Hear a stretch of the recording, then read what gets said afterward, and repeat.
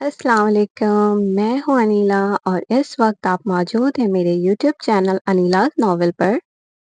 Novel آتش عشق، قسط نمبر 7، تحریر انیلا شیخ۔ مبارک ہو تمہیں، تمہارا رشتہ پکا ہو گیا، خوشی نے سعیدہ سے کہا۔ خیر مبارک، بس اللہ کا کرم ہے۔ تمہارے منگیتر کا نام کیا ہے؟ عمران، سعیدہ شرما کر بولی۔ اف، ابھی سے اتنی شرم آ رہی ہے؟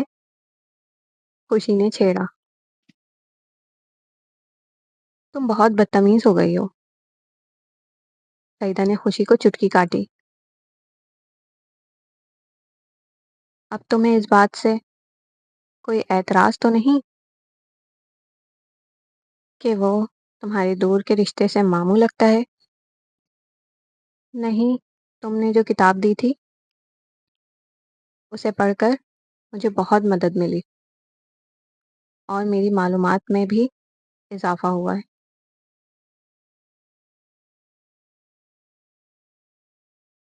یہ تو بہت اچھی بات ہے۔ میں تمہارے گھر مٹھائی لے کر اپنی مما کے ساتھ آؤں گی۔ بالکل، کیوں نہیں، ضرور آنا، خوشی نے خوش دلی سے کہا۔ تم نے ایگزامس کی تیاری کر لی؟ سعیدہ نے سوال کیا۔ ہاں جی، میری تو کافی حد تک اچھی تیاری ہو چکی ہے۔ تم اپنی بتاؤ، خوشی پرجوش ہو کر بولی۔ ہاں، میری بھی اچھی ہے، بس تھوڑی بہت باقی ہے، وہ بھی میں ان دنوں کر لوں گی۔ بس ایک ہفتہ رہ گیا ہے، تیاری پکڑ لو، خوشی نے یاد دلایا۔ انشاءاللہ سارے پیپرز اچھے ہوں گے، سعیدہ نے اچھے گمان سے کہا۔ انشاءاللہ، خوشی نے بھی ساتھ دیا۔ ماہی، تم نے پولیٹیکل سائنس کا اسائنمنٹ مکمل کر لیا؟ کنول نے ماہی سے فون پر پوچھا۔ ہاں، میں نے کل شام میں ہی کر لیا تھا۔ ٹھیک ہے، میں کچھ دیر میں تمہارے گھر آتی ہوں، مجھے اپنا اسائنمنٹ مکمل کرنا ہے۔ اوکے، آ جاؤ۔ ماہی، میں آپا کے ساتھ مارکیٹ جا رہی ہوں، تھوڑی دیر میں خوشی اسکول سے آ جائے گی، تم دروازہ صحیح سے بند کر لو، زبیدہ بیگم نے فکر مندی سے کہا۔ مما، کچھ دیر میں کنول بھی آ رہی ہے، اسے کالج کا کام کرنا ہے۔ ٹھیک ہے بیٹا، لیکن کسی اجنبی کے آنے پر دروازہ نہیں کھولنا۔ جی مما، میں جانتی ہوں، آپ فکر نہ کریں، ماہی نے زبیدہ بیگم کو مطمئن کرنا چاہا۔ اللہ کے حوالے، کہہ کر زبیدہ بیگم چلی گئیں۔ ماہی اپنے کمرے میں پڑھائی کر رہی تھی کہ دروازے پر دستک کی آواز آئی۔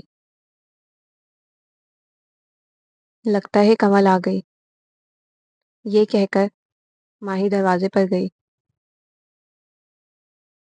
کون ہے؟ ماہی نے آواز لگائی۔ تمہارے گھر کے صحن میں گیند چلی گئی ہے، دے دو، یہ کامران کی آواز تھی۔ کامران پڑوسی کا بیٹا تھا، ایک نمبر کا آوارہ اور لفنگا لڑکا تھا۔ اس کی عادت تھی جب گھر پر خوشی اور ماہی اکیلی ہوتی تو اکثر صحن میں گیند پھینک کر بہانے سے مانگتا تھا۔ جب ماہی اور خوشی اسکول یا کالج جاتی تو وہ گلی کے نکڑ پر بیٹھ کر کبھی گانے گاتا، کبھی آواز دیتا۔ زبیدہ بیگم کئی بار اس کے والدین سے اس کی شکایت کر چکی تھی، لیکن یہ باز نہیں آتا تھا۔ ماہی نے کامران کی آواز سنی تو وہ بنا کچھ کہے کمرے کے اندر چلی گئی، لیکن وہ مسلسل دستک دے رہا تھا۔ ماہی گھر پر اکیلی تھی، اب اس پر خوف طاری ہونے لگا تھا۔ کچھ دیر کامران نے دستک دی، جب کوئی رسپانس نہیں ملا تو وہ تھک کر چلا گیا۔ اب ماہی پرسکون ہو چکی تھی۔ ماہی اپنی پڑھائی میں مصروف ہو چکی تھی کہ اچانک اسے اپنے گھر کے صحن میں کوئی بھاری چیز گرنے کی آواز آئی۔ وہ گھبرا کر دیکھنے کے لیے اٹھی تو سامنے کا منظر دیکھ کر اس کے پیروں تلے زمین نکل گئی۔ کامران اپنی چھت سے چھلانگ لگا کر ماہی کے صحن میں آ چکا تھا۔ ماہی نے اسے دیکھ کر یکدم کمرے کا دروازہ بند کر لیا۔ کامران بھائی، میں آپ کی اس حرکت کے بارے میں بابا کو بتاؤں گی، ماہی نے کمرے کے اندر سے بلند آواز میں کہا۔ میں صرف گیند لینے آیا تھا، ہمارا میچ چل رہا ہے۔ تم دروازہ نہیں کھول رہی تھی، اس لیے کیا آپ بنا اجازت کسی کے بھی گھر میں گھس جائیں گے؟ ماہی نے کامران کی بات کاٹی۔ ماہی، تم سلطان انکل کو نہیں بتانا، میں گیند لے کر جا رہا ہوں، کامران نے درخواست کی۔ میں بابا کو لازمی بتاؤں گی، ماہی نے کمرے کے اندر سے کہا۔ اب کامران کی کوئی آواز نہیں آئی، شاید وہ چلا گیا تھا، لیکن ماہی نے کمرے کا دروازہ نہیں کھولا۔ اسے ڈر تھا کہیں کامران گھات لگائے نہ بیٹھا ہو۔ میں غلط فہمی کا شکار ہو کر دروازہ کھولوں اور وہ مجھ کو پکڑ لے۔ وہ اسی کشمکش میں کمرے کے اندر ٹہل رہی تھی کہ دروازے پر دستک کی آواز آئی۔ اب میں کیا کروں؟ کیسے باہر نکلوں؟ اگر کامران چھپ کے صحن میں بیٹھ کر ہوا تو؟ یا اللہ، میں کیا کروں؟ میری رہنمائی کیجیے۔ دروازے پہ مسلسل دستک ہو رہی تھی۔ کیا پتہ دروازے پر کنول ہو، مگر میں دروازہ کیسے کھولوں؟ ماہی نے ہمت کر کے کمرے کا دروازہ تھوڑا سا کھول کر معائنہ خیز نظروں سے صحن کے چاروں اطراف کا جائزہ لیا۔ اسے کوئی نظر نہ آیا تو اس نے چین کی سانس لی۔ کون ہے؟ ماہی دروازے پر آواز لگائی۔ ماہی کھولو، میں کنول ہوں، جلدی اندر آؤ۔ ماہی نے دروازہ اندر سے بند کر دیا۔ کیا ہوا؟ تم اتنی گھبرائی ہوئی کیوں ہو؟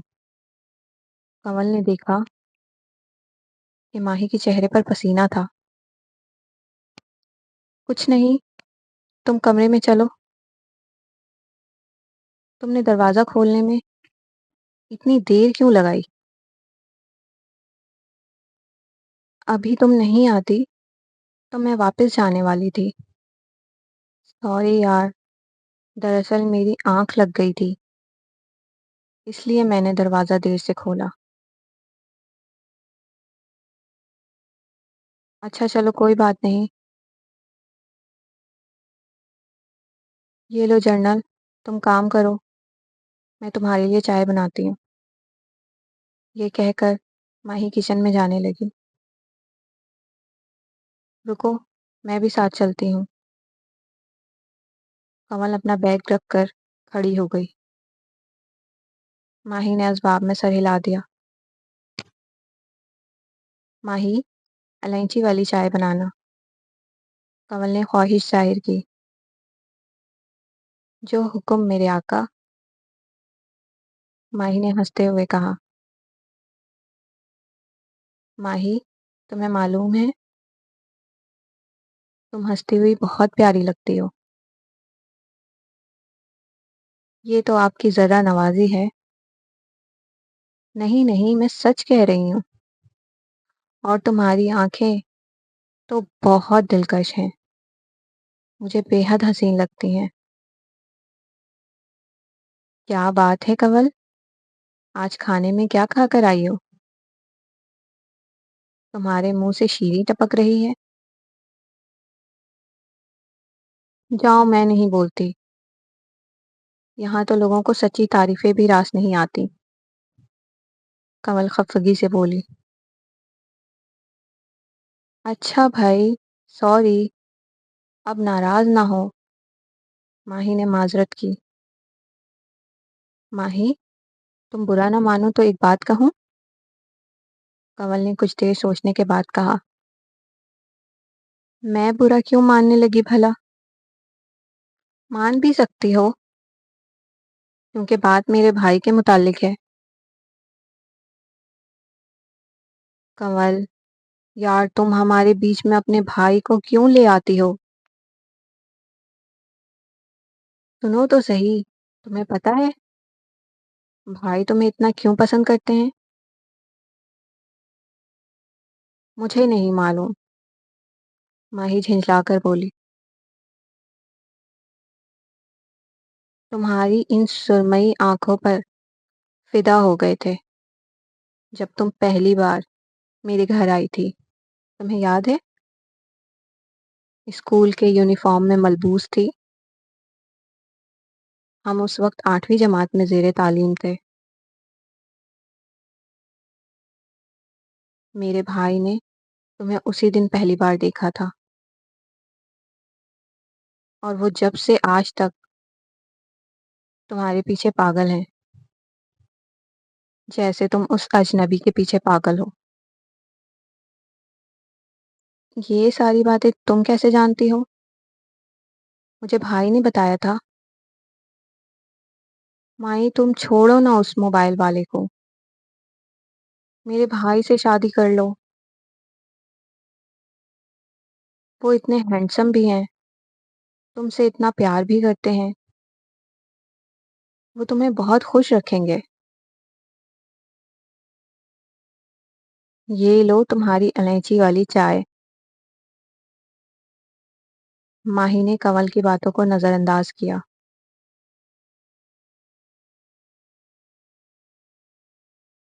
ماہی، میں نے کچھ کہا ہے. ماہی اس کی باتوں کو نظر انداز کر رہی تھی. کنول نے بخوبی نوٹ کیا. ہاں، کیا کہہ رہی تھی تم؟ جیسے اس نے کچھ سنا ہی نہ ہو.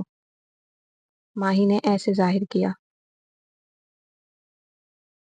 میں کہہ رہی تھی کہ رکو، دروازے پر دستک ہو رہی ہے. میں دیکھتی ہوں. ماہی نے کنول کی بات کو بیچ میں ہی روک دی. کون ہے؟ میں ہوں خوشی، دروازہ کھولو. اوکے. ماما کہاں ہے؟ خوشی نے زبیدہ بیگم کو گھر میں موجود نہ پا کر پوچھا. مما رضیہ خالہ کے ساتھ مارکیٹ گئی ہیں. کنول تم کب آئی؟ خوشی اندر آئی تو اس کی نظر کنول پر پڑی۔ بس کچھ ہی دیر پہلے آئی۔ ماہی تم نے کھانا کھا لیا؟ خوشی نے سوال کیا۔ تمہارے بغیر کیسے کھاتی؟ تم فریش ہو کر آ جاؤ، پھر ساتھ ہی لنچ کریں گے۔ اوکے کہہ کر خوشی فریش ہونے چلی گئی۔ چائے نہیں پیو کنول، تم بھی ہمارے ساتھ لنچ کر لینا، ماہی نے آفر کی۔ نہیں تم لوگ لنچ کرو، میں کھانا کھانے کے بعد ہی گھر سے نکلی تھی۔ مجھے نوٹس اور جرنل دے دو، میں اپنا کام کر لیتی ہوں۔ ماہی نے اسباب میں سر ہلا دیا۔ کنول اپنے کام میں مصروف ہو چکی تھی۔ ماہی اور خوشی لنچ کر رہے تھے کہ دروازے پر دستک ہوئی۔ میں دیکھتی ہوں۔ خوشی اپنے چیئر سے اٹھی۔ بابا آپ نے تو ہمیں سرپرائز دے دیا، بنا بتائے ہی آ گئے۔ خوشی نے دروازہ کھولا تو سلطان صاحب اور عثمان سامنے کھڑے تھے۔ السلام علیکم بابا۔ ماہی نے لنچ سے فری ہونے کے بعد سلام کیا۔ وعلیکم السلام، میرا بیٹا کیسا ہے؟ سلطان صاحب نے شفقت سے سر پر ہاتھ رکھا۔ میں اچھی ہوں بابا، آپ آرام کریں، ماما خالہ کے ساتھ مارکیٹ گئی ہیں، کچھ دیر میں آ جائیں گی۔ ماہی نے سلطان صاحب کو پانی کا گلاس تھمایا۔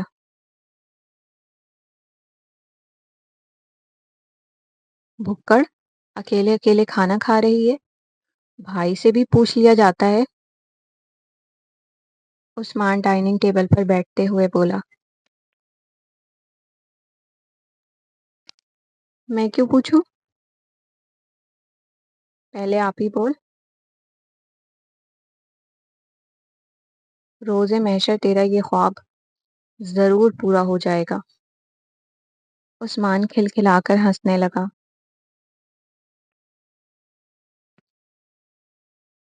روز محشر تو مجھے آپ ہی نہ بولنے کے جرم میں تجھے جہنم میں داخل کرواؤں گی۔ پہلے خود تو جنت میں جانے والے کام کر، پھر بات کرنا۔ تجھ سے تو کچھ بولنا ہی فضول ہے، مجھے میری آپ ہی کھانا دیں گی۔ کس بات پر بحث ہو رہی ہے؟ ماہی سلطان صاحب کے کمرے کا دروازہ بند کر کے آئی۔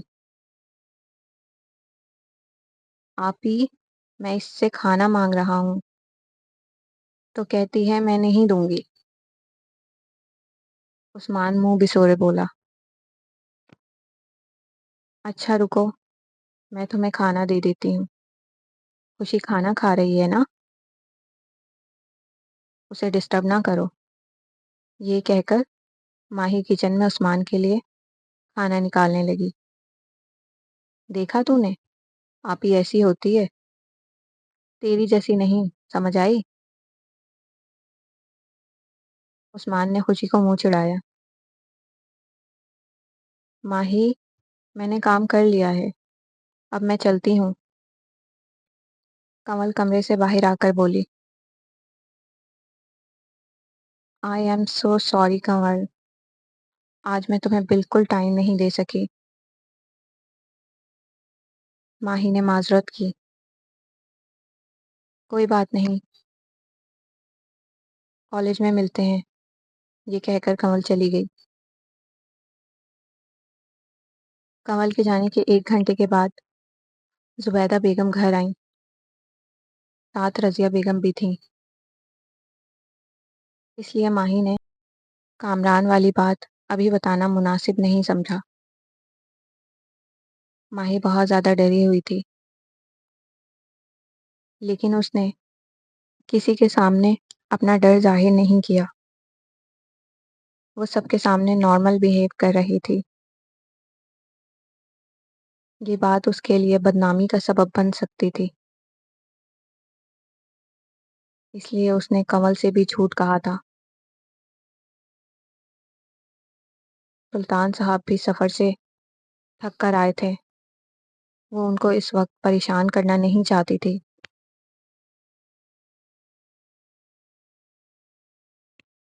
شام کی چائے پینے کے بعد رضیہ آپا اپنے گھر گئیں۔ عثمان بھی اپنے کسی دوست سے ملنے چلا گیا تھا۔ مما، بابا، مجھے آپ لوگوں سے ضروری بات کرنی ہے۔ ماہی ان کے کمرے میں آ کر بیٹھ گئی۔ بولو میرے بچے، سلطان صاحب نے پیار سے کہا۔ مما، آپ کے مارکیٹ جانے کے بعد کامران بھائی کی گیند ہمارے صحن میں آ گئی تھی۔ انہوں نے دروازے پر دستک دی، لیکن میں نے ان کی آواز سن کر دروازہ نہیں کھولا۔ پھر میں اپنے کمرے میں پیپر کی تیاری کرنے لگی تھی۔ مجھے کسی بھاری چیز کے گرنے کی آواز آئی۔ میں نے دیکھا ہمارے صحن میں کامران بھائی کھڑے تھے۔ میں بہت زیادہ ڈر چکی تھی۔ مجھے اس وقت کچھ سمجھ نہیں آیا، تو میں نے یکدم ہی کمرے کا دروازہ اندر سے بند کر لیا اور انہیں جانے کا کہا۔ میں نے انہیں یہ بھی کہا تھا کہ میں آپ کی اس حرکت کے بارے میں بابا کو ضرور بتاؤں گی۔ جب کنول آئی تو میں اس وقت ڈر سے دروازہ نہیں کھول رہی تھی کہ کہیں کامران بھائی چھپ کر صحن میں بیٹھے نہ ہوں۔ مائی روتی ہوئی ساری بات بتائی۔ آج وہ لفنگا مجھ سے زندہ نہیں بچے گا۔ اس کی یہ مجال، اس نے میرے گھر کی چار دیواری کے اندر قدم رکھا۔ یہ سننے کے بعد سلطان صاحب کی آنکھوں میں خون اتر آیا تھا۔ ابھی چلیں اس کے گھر، ہم بات کرتے ہیں۔ اگر اس محلے میں رہنا ہے تو عزت سے رہے، ورنہ جائے وہاں جہاں اس جیسے لوگ رہتے ہیں۔ زبیدہ بیگم بھی شدید غصے میں تھی۔ دونوں کامران کے گھر بات کرنے چلے گئے۔ میں جب اسکول سے آئی تھی، تم نے مجھے اس وقت کیوں نہیں بتایا؟ خوشی وہیں کھڑی ساری باتیں سن کر بولی۔ جب تم آئی تھی اس وقت گھر پر کنول موجود تھی۔ مجھے لگا اس کے سامنے یہ سب کچھ کہنا مناسب نہیں ہے، اس لیے میں نے تمہیں کچھ نہیں بتایا۔ اچھا چلو، تم رونا بند کرو۔ مما بابا گئے ہیں نا، اس کامران کی ٹھیک سے خبر لیں گے۔ ماہی کی ہچکیاں بن چکی تھیں۔ خوشی نے ماہی کو پانی پلایا۔ مجھے لگتا ہے آپ کو کامران پر ہاتھ نہیں اٹھانا چاہیے تھا۔ اس کے والدین معذرت کر تو رہے تھے۔ زبیدہ بیگم ڈنر کرنے کے بعد چائے پیتی ہوئی بولی۔ کیا بات کر رہی ہو بیگم؟ اس نے جو غلطی کی ہے، مجھے تو اسے شوٹ کر دینا چاہیے تھا۔ میں نے تو پھر بھی اسے 2-4 تھپڑ ہی رسید کیے ہیں۔ میری بچی کس قدر خوفزدہ ہو چکی تھی۔ وہ تو اس نے عقل مندی کا مظاہرہ کرتے ہوئے کمرہ اندر سے بند کر لیا تھا، ورنہ نہ جانے ہم پر کیسی قیامت گزرتی۔ آپ کو اس چیز کا اندازہ ہے؟ کہہ تو آپ بالکل ٹھیک رہے ہیں، لیکن اس بات کی کیا ضمانت ہے کہ دوبارہ وہ ایسی حرکت نہیں کرے گا؟ ہم نے پہلے بھی اسے کئی بار خبردار کیا ہے، لیکن وہ اپنی حرکتوں سے باز نہیں آیا ہے۔ اس طرح بچیوں کو گھر پر اکیلے چھوڑنا خطرے سے خالی نہیں ہے۔ پھر آپ نے اسے پورے محلے کے سامنے تھپڑ مارا ہے۔ وہ بدلہ لینے کی نیت سے دوبارہ بھی آ سکتا ہے۔ زبیدہ بیگم نے خدشہ ظاہر کیا۔ آپ جو سوچ رہی ہیں اس بات کی فکر مجھے بھی ہے، اس لیے میں نے اس کا مستقل حل نکالا ہے۔ کیا حل نکالا ہے؟ زبیدہ بیگم نے تجسس سے پوچھا۔ ابھی میری 2 دن کی چھٹی ہے، کل ہی میں اپنے ساتھ ویلڈر کو لے کر آؤں گا اور پورے صحن کو گرل سے پیک کروا دوں گا۔ یہ آپ نے بہت اچھا فیصلہ کیا ہے۔ اب مجھے تسلی ہو گئی ہے، ورنہ کب سے میں فکر مند ہو رہی تھی۔ کوئی ہے؟ مجھے یہاں ڈر لگ رہا ہے۔ میرا گھر کہاں ہے؟ اس پر خوف طاری تھا۔ ماہی نے خود کو سنسان جگہ پر پایا۔ کون ہو تم؟ ماہی کو لال جوڑے میں ملبوس ایک دلہن نظر آئی۔ تم کچھ بولتی کیوں نہیں؟ ماہی نے چیخ کر کہا۔ ماہی، تم نے پھر ہم دونوں کے بیچ میں آنے کی کوشش کی؟ یہ ایک خوبرو نوجوان تھا جس کا چہرہ ماہی کو ٹھیک سے نظر نہیں آ رہا تھا۔ پارس، یہ دلہن کون ہے؟ ماہی نے اس کا ہاتھ تھام کر کہا۔ ماہی، میں نے تم سے کتنی بار کہا ہے مجھ سے دور رہو۔ اس نے ماہی کو دھکا دیا۔ ماہی زمین بوس ہوئی۔ اس کے پیروں میں چوٹ لگی اور خون نکلنے لگا۔ ہم اس سے بہت دور چلتے ہیں، پارس نے اس دلہن کا ہاتھ تھام کر کہا۔ پارس، مجھے چھوڑ کر نہیں جائیں۔ پلیز پارس، مجھ سے دور نہیں جائیں۔ وہ روتی ہوئی صدائیں دینے لگی، چوٹ کی درد سے کرا رہی تھی، آنکھوں سے آنسو جاری تھے۔ پارس اس دلہن کا ہاتھ تھام کر دیکھتے ہی دیکھتے ماہی کی نظروں سے اوجھل ہو گیا تھا۔ ماہی کی چوٹ کی تکلیف اتنی زیادہ تھی کہ اس سے اٹھا نہیں جا رہا تھا۔ آس پاس کوئی نہ تھا۔ اس ویران اندھیرے سے ماہی کو وحشت ہو رہی تھی کہ اچانک اس نے خود کی جانب ایک کالے رنگ کے سانپ کو آتے دیکھا۔ مما، بابا، کوئی بچاؤ مجھے، کوئی بچاؤ! وہ وحشت سے چیخنے لگی۔ سانپ تیزی سے ماہی کی اور بڑھتے ہوئے اسے ڈس لیا۔